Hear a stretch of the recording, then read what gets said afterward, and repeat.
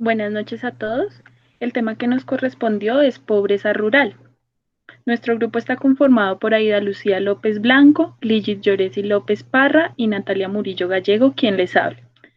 Nuestra, nuestro tema empieza por pobreza rural en América Latina.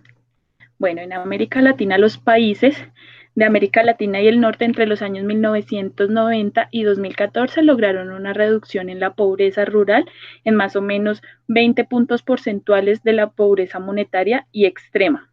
Pero para los años 2014 y 2016 aumenta nuevamente en aproximadamente 2 puntos porcentuales. Para el año 2017 en esta zona se distribuyó la población regional, dejando 59 millones de pobres y 27 millones de pobres extremos en zonas rurales. En el año 2002, la población rural representaba el 23% de la población total de América Latina y el Caribe. En el año 2016, el porcentaje habría disminuido en un 18% según la CEPAL 2018.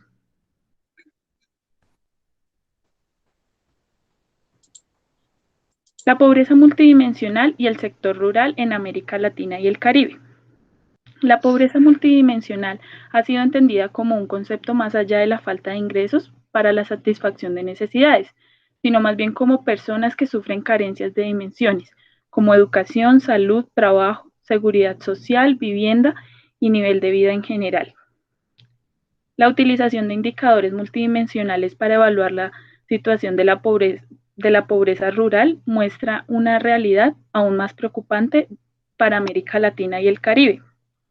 En el año 2012, la mayor parte de la población rural de las naciones de la región era considerada pobre multidimensional, según Santos 2015. Las excepciones eran Brasil, Chile, Costa Rica y la República Oriental de Uruguay. La mirada multidimensional reafirma lo presentado a partir de los indicadores monetarios. La pobreza rural se ha reducido, pero continúa siendo inaceptablemente alta. Además, los indicadores multidimensionales dan cuenta de los niveles más alarmantes de la población rural en situación de pobreza que los indicadores de pobreza monetaria. El índice de pobreza multidimensional propuesto por Santos 2015 incorpora diferentes indicadores sobre el acceso a servicios de vivienda, educación, electricidad y saneamiento, así como variables de protección social. Sirve como evidencia de las capacidades de los estados de la región para proporcionar servicios básicos a la sociedad de tal modo de que sus habitantes puedan desarrollarse plenamente. La pobreza rural en Colombia. En las áreas rurales colombianas viven aproximadamente 11.838.032 personas. El 26% de esta población nacional, el 62,1 de ellos, es decir, 7.351.418 de personas viven en la pobreza y el 21,5 vive en la pobreza extrema y ya va a la indigencia. Varios estudios sobre el tema concluyen que en Colombia y en el resto de Latinoamérica la pobreza tiene un marcado carácter rural, pero en Colombia, además de la mayoría de las tensiones sociales que expresa de forma aguda en las áreas rurales, ellos pues llevan el escenario principal al conflicto que sufre el país. Y esto pues deriva a los desplazados que cuenta Colombia. A pesar pues de los avances del crecimiento y la modernización se han presentado en el agro colombiano, los niveles de pobreza y la miseria han disminuido muy lentamente.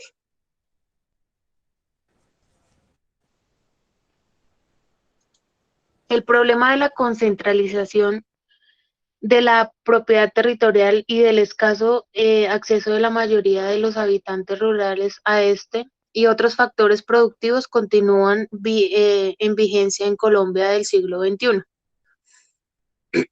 Los diferentes estudios muestran que la mayoría de las mejoras de las tierras del país se encuentran relativamente en pocas manos. El acceso de la mayoría de las tierras rurales de buena calidad, con disponibilidad de agua y buena ubicación frente a los mercados, es muy limitada.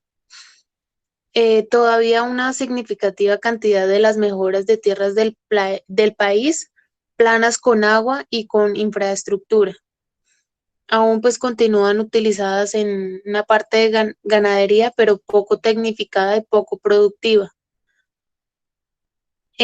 La mayoría de la población rural en Colombia depende directamente del sector agropecuario para su subsistencia y la mayoría de ella tiene ingresos muy bajos, equivalentes como al 70%, y estos no devengan menos de un salario mínimo.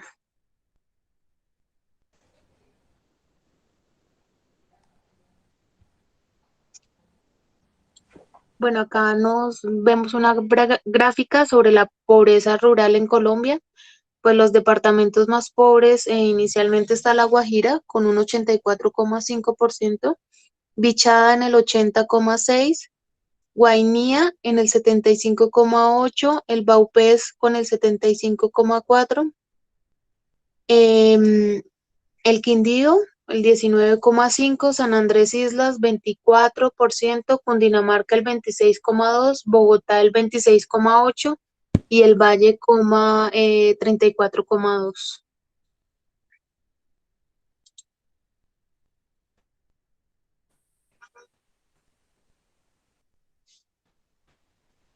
Bueno, en esta gráfica vemos la distribución porcentual de la superficie rural según pues el tipo de propiedad rural en Colombia. Vemos que el 33,4 corresponde a resguardos indígenas, el 5,7% son territorios colectivos en comunidades negras, y digamos que la gran mayoría está en el 40,6 que pertenece a la propiedad privada. Sin lugar a duda, pues el acceso a la tierra no basta pues para que los pobres puedan superar la actual condición, haciendo pues que se enruten en caminos de progreso y mejoramiento en calidad de vida. Se requiere que cuenten con actividades económicas factibles, que sean rentables y que les permitan aprovechar el potencial de sus factores de producción y su capacidad de trabajo y que pues asimismo les permita generar riqueza. Los casos de los proyectos productivos o de generación de ingresos de comunidades rurales pobres y de emprendimientos empresariales exitosos son relativamente muy escasos. La política gubernamental en esta materia ha tenido numerosos fracasos. En cuanto a la negociación de sus productos, de acuerdo con FENSUAGRO, la Federación Nacional Sindical Unitaria Agropecuaria, la situación actual de los campesinos en Colombia y en toda el área rural es muy precaria, pues en muchos de ellos y en muchos casos solo ganan entre 20.000 pesos diarios o incluso mucho menos.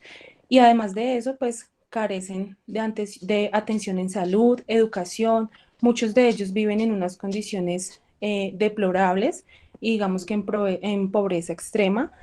En cuanto a la negociación de productos directamente, pues sabemos que Corabastos es el intermediario principal y es el más poderoso en el campo y los mercados urbanos.